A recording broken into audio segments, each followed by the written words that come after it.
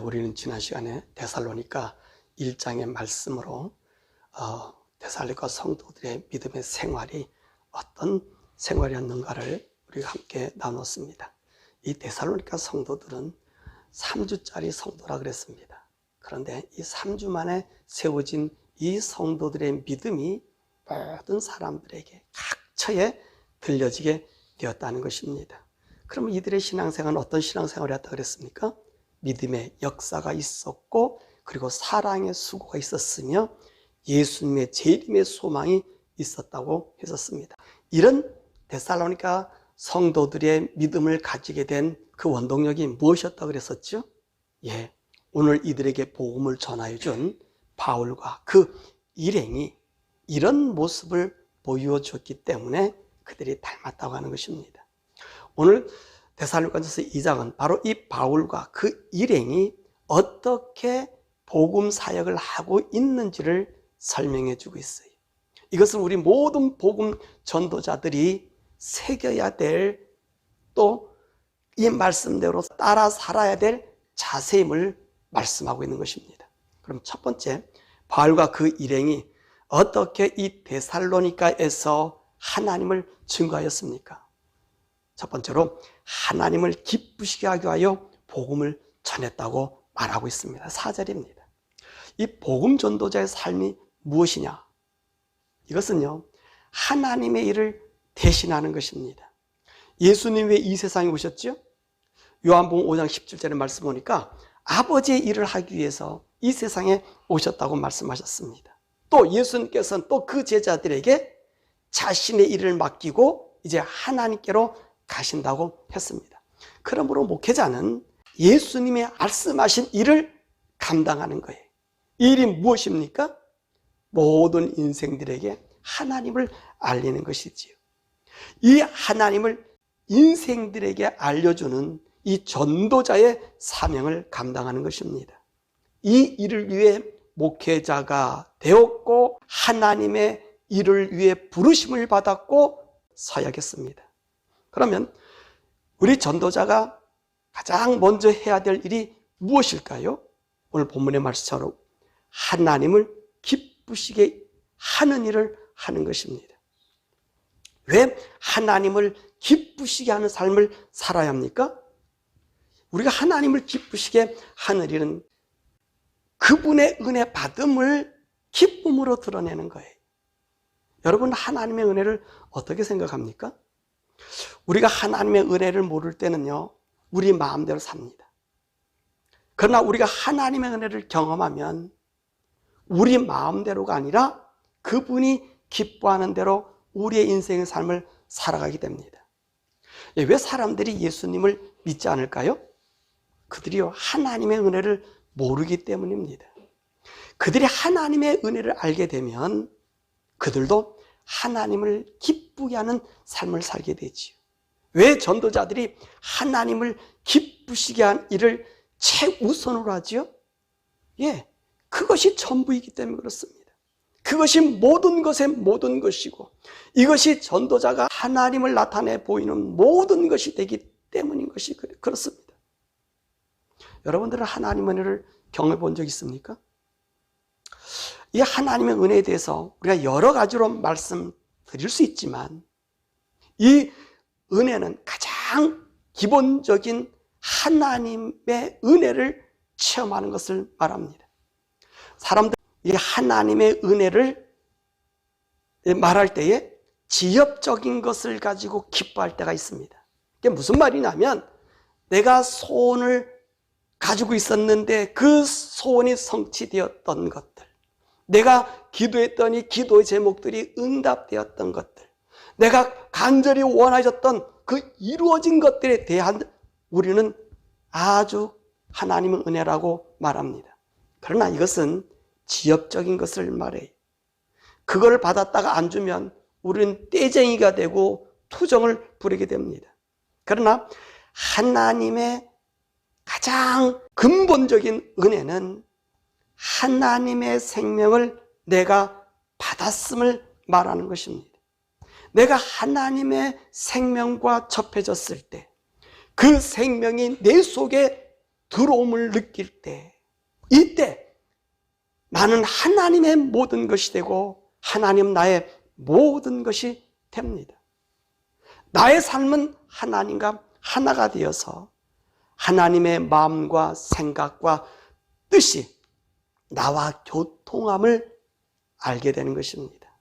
이때 우리는 비로소 하나님의 은혜, 우리의 영혼 속에, 우리의 가슴 속에 깊이 젖어들게 됨을 알게 되는 것이지요.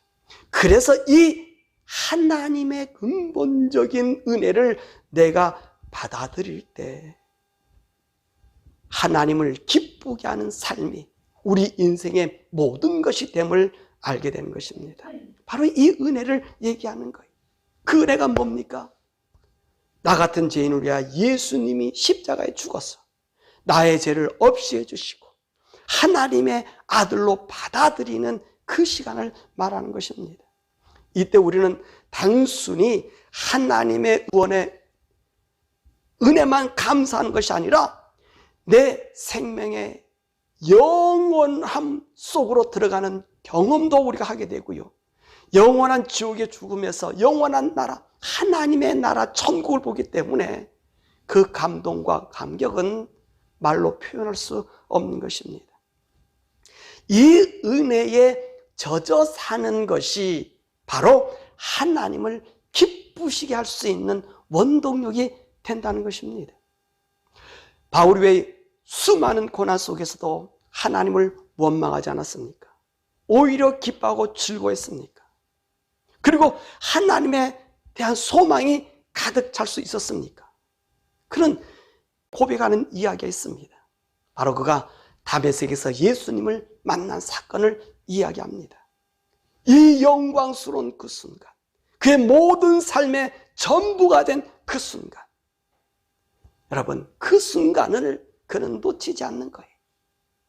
우리 모두가 이런 하나님의 근본적인 은혜, 근본적인 체험, 내가 하나님의 생명 속에 그 하나님이 내 속에서 역사하는 이것이 있을 때 우리는 지엽적인 그 어떤 것을 받았을 때의 그 기쁨이 아니라 영원한 생명의 기쁨이 그것을 뛰어넘어서 우리에게 오게 되는 것입니다. 두 번째로 이들의 자세는요, 자신들의 영광을 위하여 일하지 않았다고 말합니다. 6절입니다. 이 영광이 무엇입니까? 자신들의 지위를 통하여 얻게 될 유익입니다. 전도자들은 자신의 유익을 위해서 일하지 않습니다.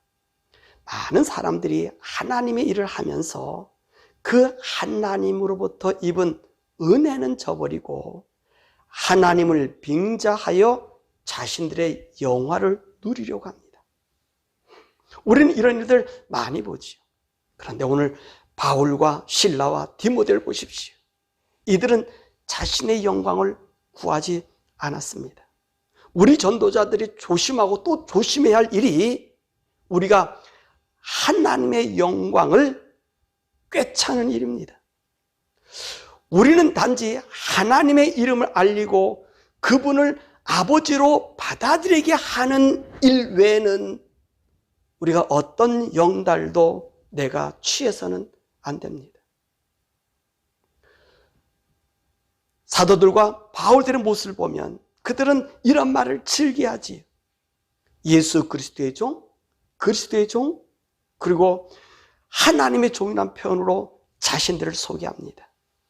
그들은 자신이 누구인지를 항상 인지하고 있었던 것이지.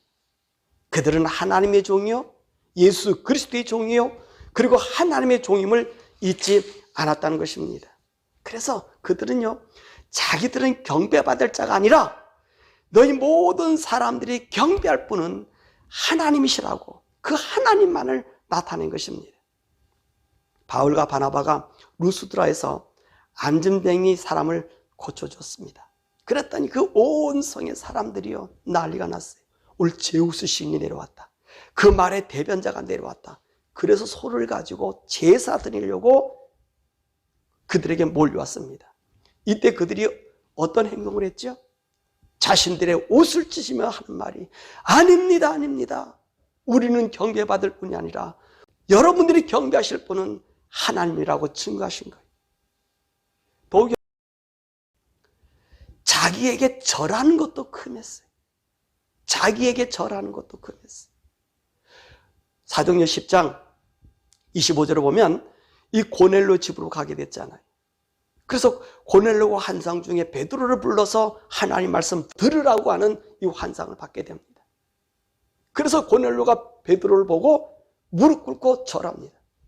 베드로가 뭐합니까? 아니다. 일어나라. 일어나라. 나는 절받을 자가 아니다. 내가 경배할 자는 하나님이라고 얘기하는 거예요.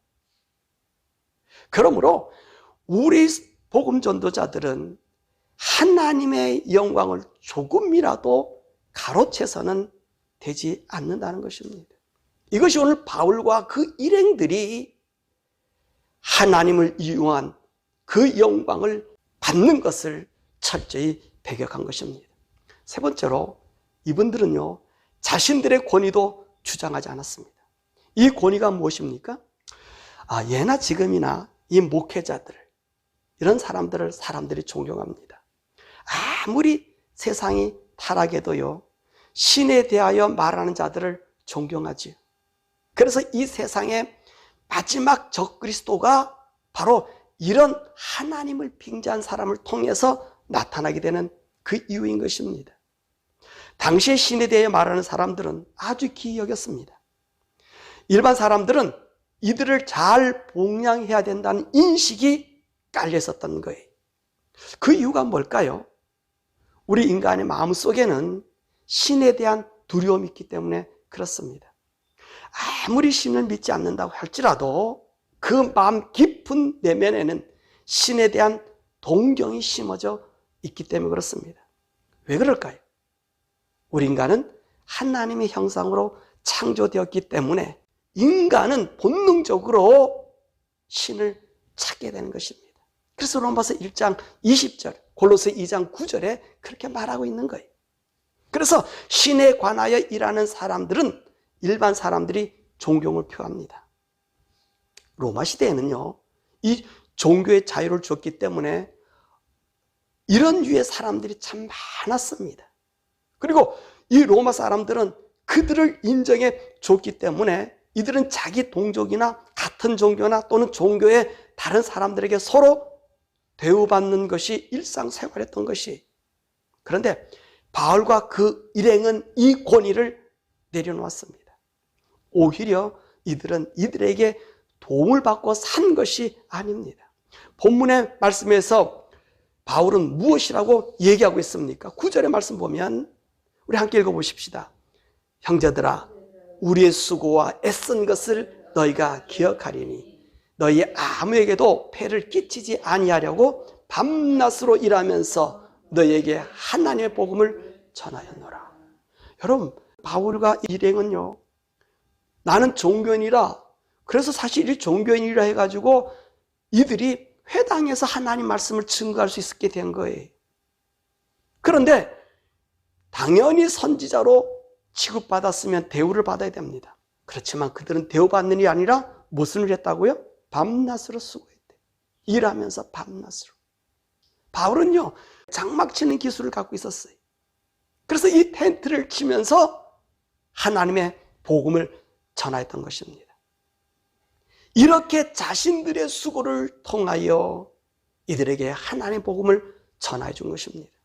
사실 전도자의 마음은 이와 같아 할 줄 믿습니다. 될 수 있으면 전도자들은요, 우리 성도들에게 짐을 지운 일들을 좀 삼가야 합니다. 때로는 목회자가 성도들에게 많은 짐을 지울 수 있습니다. 이런 일을 할 때는 대부분 목회자들이 성도들로 하여금 하늘나라의 상급을 쌓게 하기 위해서 때로는 짐을 지게 할 수 있을 수 있습니다. 그러나 목회자들이 이야기할 때 불필요한 것들을 요구할 때가 있어요. 그건 무슨 과욕을 부를 때, 이 목회자가 자신의 업적을 쌓으려고 불필요한 사업들을 실행할 때, 그것이 하나님의 일인 양 성도들에게 희생을 요구하기도 합니다. 다양한 명목으로 살아버리는 일들 말이지요. 해야 할 것은 이런 사업들이 결코 하나님의 일이 될 수 없습니다. 만약 성도들이 우리가 허세스러운 자들 있잖아. 우리 교회가 이랬으면 좋겠다 해서 크게 떠벌려서 일하길 원하는 사람 있을 때 우리 목회자는 좀 조심해야 돼. 왜냐하면 과연 그것이 하나님이 원하는 일인지를 따져보아야 한다는 것입니다. 왜냐하면 이 일들을 통해서 성도들이 상처를 받게 되고 하나님을 믿게 하는 일을 멀리할 수 있기 때문인 것입니다. 그러므로 전도자들은 될 수 있으면 성도들에게 짐지우린 일들을 좀 내려놓아야 됩니다. 오늘 전도자인 바울의 모습을 우리는 본받아야 된다는 것이지요. 아니, 이 모습은요, 바울의 모습이 아닙니다. 바로 예수님의 모습입니다. 예수님은 그 수많은 인기와 그리고 권력이 많이 갖고 있었습니다. 그것을 누리기에도 충분했었습니다. 그러니까 예수님의 그 영광을 보고 이후의 사람들이 예수님의 제자가 된다고 말씀하셨습니다. 그때 예수님께서 뭐라고 말씀하셨습니까? 공중에 새도 여우도 그가 깃들일 곳이 있지만 인자는 머리 둘 곳이 없다. 이 말씀은 우리 복음 전도자, 하나님의 복음을 사역하는 자들이 이런 모습이 되라고 말씀하신 것입니다. 자신들의 권위와 인기를 이용해서 성도들을 희생하는 것, 그것을 경계한 것입니다. 그래서 바울은 자신들의 권위를 주장할 수 있음에도 불구하고 애쓰고 애써 밤낮으로 자지 못하고 일하면서 어떻게 하면 우리 성도들에게 하나님의 나라가 있음을, 그 말씀을 보여주므로 주님의 말씀을, 우리 예수님의 말씀을 실행하여 보였던 것입니다. 네 번째로 오늘 이들은요, 성도들에게 자신들의 목숨을 주기까지 기뻐했다고 7절에서 8절에 말씀하고 있습니다. 왜 전도자들의 희생을 이렇게 강조하고 있습니까? 사실 우리가 하나님의 복음의 전도자로 부름을 받았을 때는 하나님은 우리에게 복음을 잉태하는 산실이 되게 하셨다는 것입니다. 독일 본문 7절의 말씀 보면 이들이 뭐라고 얘기하냐면 유모와 같이 되었다고 얘기합니다. 이 원어에서도 유모란 말을 했어요. 이 유모가 뭐지요? 널스링 얘기하지 않아요. 아이를 돌보는 사람이라고 했습니다. 왜 성경에서 목회자를 유모라는 말을 썼을까요? 하나님이 성도들의 부모예요. 그리고 전도자들은 유모예요. 유모가 누구지요? 어떤 사람입니까? 부모들이 외출을 한다든가 다른 일로 해서 아이를 봐주는 사람이잖아요.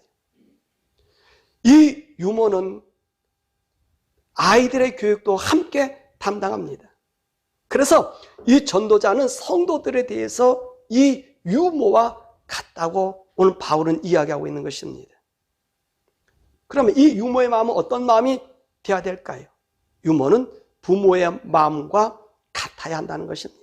그래서 좋은 유모냐 나쁜 유모냐를 판가름하는 것은 그 아이를 기르는 모습으로 판가름할 수 있지요. 좋은 유모는 아이를 부모의 마음으로 돌보고요. 나쁜 유모는 아이를 돈으로 생각하며 돌본다는 것입니다. 바울은 오늘 말씀에서 자신들은 어떤 유모가 되었느냐고 말씀하고 있습니다. 자기들은 유순한 자가 되었고 너희들을 사모하였고 그리고 우리의 목숨까지 줄 수 있는 사람이라고 한 것입니다. 정말 하나님의 마음으로 이들을 살피고 있었던 것이지요. 이게 전도자들의 마음이라는 것입니다. 다섯 번째로 이들은요 거룩하고 옳고 흠없이 행하였다고 말씀하고 있습니다. 10절의 말씀입니다. 왜 바울과 그 일행이 거룩하고 옳고 흠없이 행하였음을 강조하고 있을까요? 이 당시 종교자들은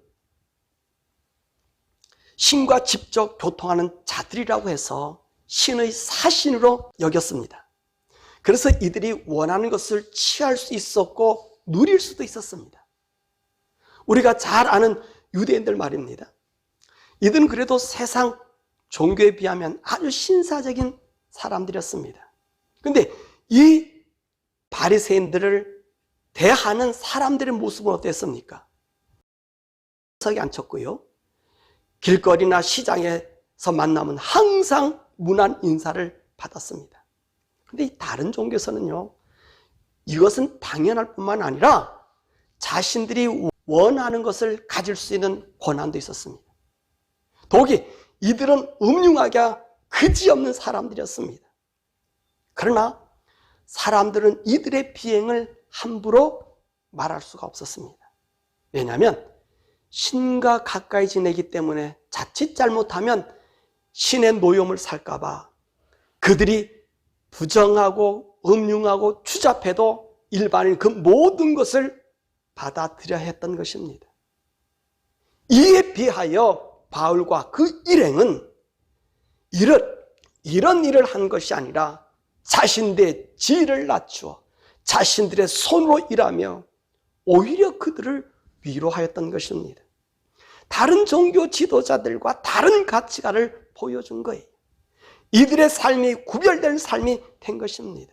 이것이 바로 거룩하고 옳고 흠없는 삶이다. 이것을 누가 증거한다고요? 너희들이 증거하지 않느냐, 너희들이 보지 않았느냐라고 얘기하는 거예요.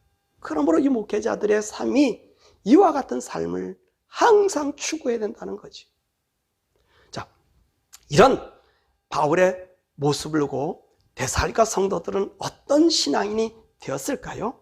첫 번째로 하나님의 말씀을 받을 때 사람의 말로 받지 아니하였다. 이 13절에 말씀하고 있습니다. 여러분, 이것은 아주 중요합니다. 목회자가 말씀을 전할 때 이 말씀을 받는 성도들이 하나님의 말씀으로 받아야 한다는 거예요.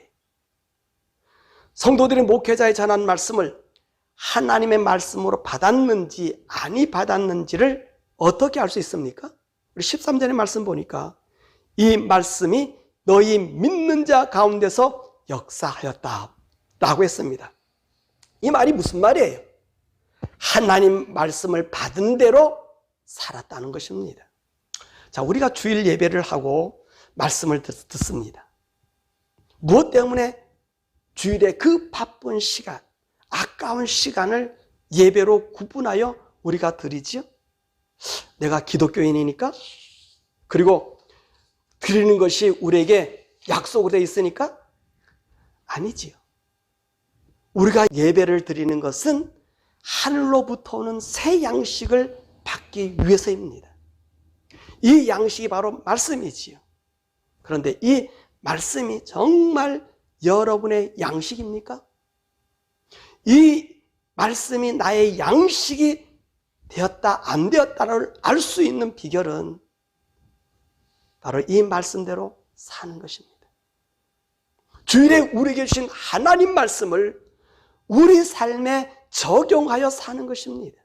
이것이 바로 우리가 예배 드리는 목적 중에 한 부분이란 말씀입니다.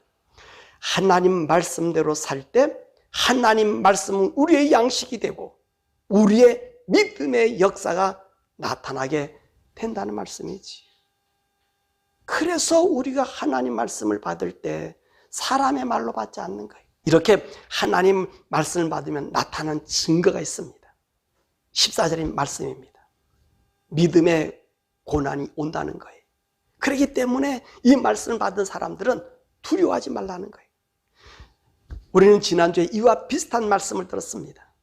데살로니가 교인들이 예수를 믿자 고난이 왔어요. 무엇 때문에 이들이 고난을 받게 되었다 그랬습니까? 1장 9절의 말씀 보니까 너희가 어떻게 우상을 버리고 참되신 하나님을 섬기는지라고 하는 말씀이 있었습니다. 이들이 예수님을 믿자 문화적, 사회적으로 완전히 다른 삶을 살게 된 것입니다. 이것이 이들에게 크나큰 어려움이었습니다. 이로 인해 같은 동족에게 핍박을 받게 된 것입니다. 1장에서도 말씀드렸습니다마는 우리가 하나님을 섬기게 되면 우리는 이 세상과 완전히 다른 문화에 살게 됩니다. 세상 사람들은 세상 문화를 발전시키고 이것을 이용함으로 아주 뿌듯하게 생각하지만 하늘의 사람은 하늘의 소속감, 하나님의 문화로 이제부터는 살아가야 하기 때문인 것입니다. 그래서 성도들은 세상 사람과 다른 모습으로 삶을 살아가기 때문에 우리가 구별되게 사는 것입니다. 이렇게 구별되게 살다가 보니까 사람들에게 핍박을 받는 거지. 이 데살로니가 성도들이 이런 어려움이 온 것입니다. 그럼에도 불구하고 이들은 이 믿음의 고난을 이겨가고 있었던 것입니다. 자, 이런 복음 사역자와 성도들 사이에는 이 고난을 주게 되는데 이 고난은 누구로부터 오는 것일까요? 이 사단의 장난입니다. 왜 사단은 바울이 데살로니가로 다시 오지 못하게 하였을까요? 오늘 본문에 말씀 있잖아요. 내가 한두 번 가고자 힘썼는데 누가 막았다? 사단이 막았다. 우리가 알아야 할 일 중에서 이 세상에서 삶입니다.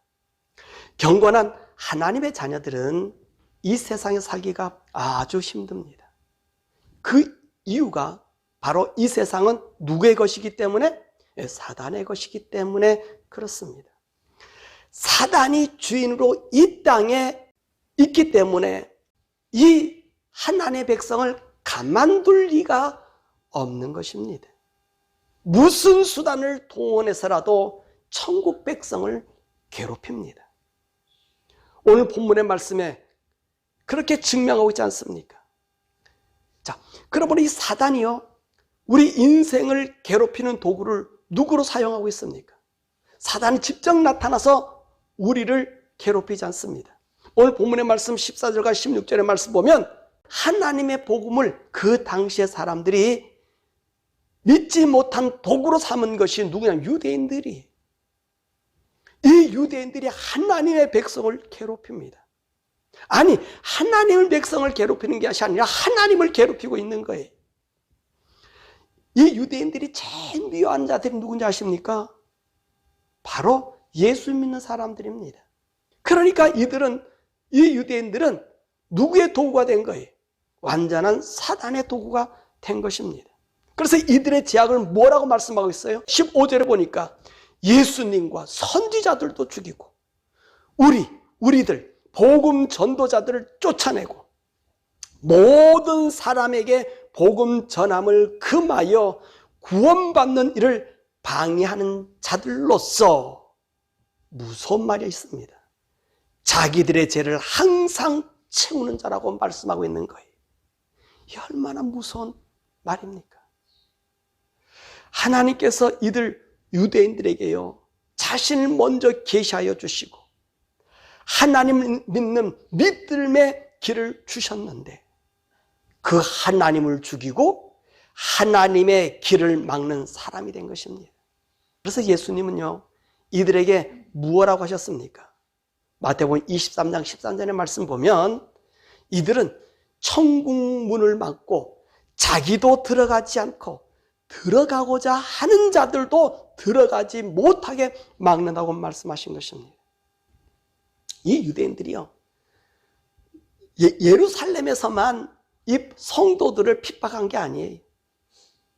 세계 곳곳 어느 곳에 가든지 간에 예수 믿는 사람 있으면 그 백성들, 그 사람들을 괴롭힙니다. 자기 백성뿐만 아니라 그 나라 사람들을 동원해서 예수 믿는 것을 방해해. 오늘 데살로니가 사람들이 사랑의 수고를 했습니다. 왜 사랑의 수고했다 그랬죠? 이들을 통해서 이 동족들을 충동질시켜서 예수 믿는 사람들 살지 못하게 만들었단 말이에요. 그래서 이들로 하여금 민족의 적으로 만들어내는 것입니다. 이들이 사탄의 일을 한 것입니다.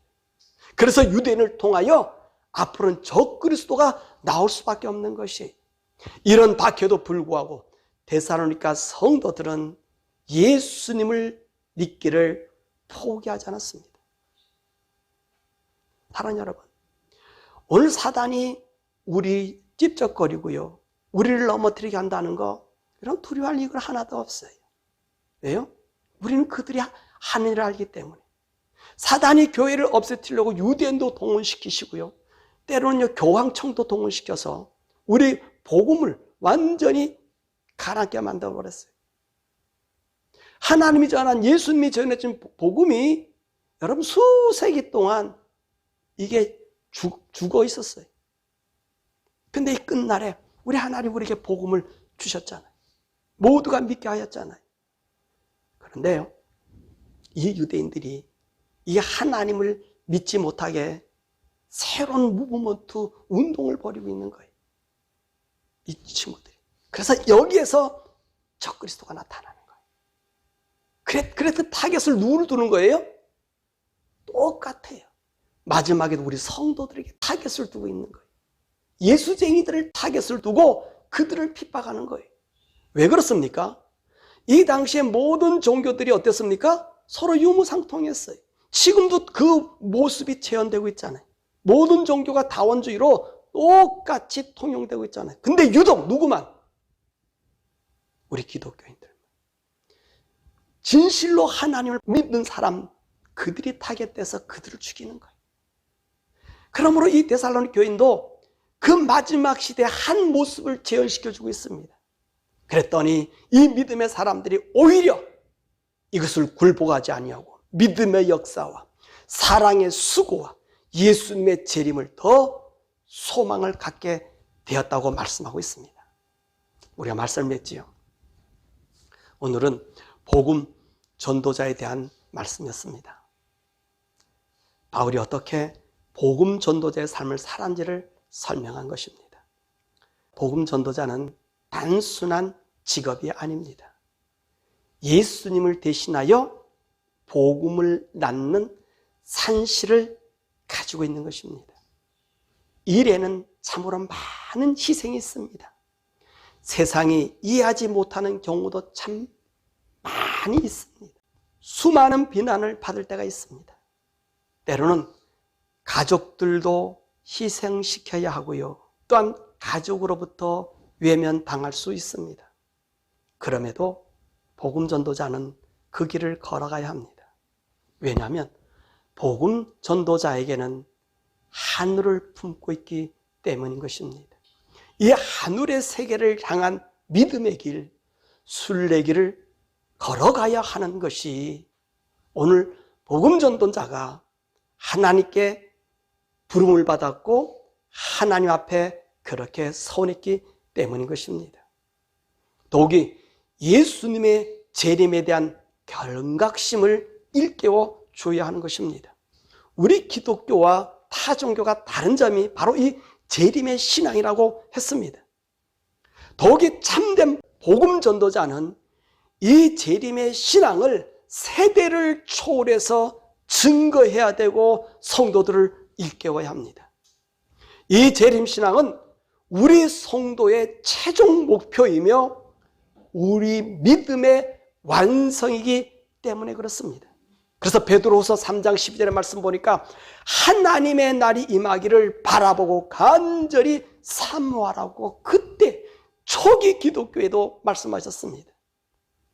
이것은 베드로만 한 게 아니에요. 우리 예수님이 항상 깨어 있으라고 예수님이 복음 전해줄 그때부터 재림의 신앙을 우리에게 말씀해주고 있는 것입니다.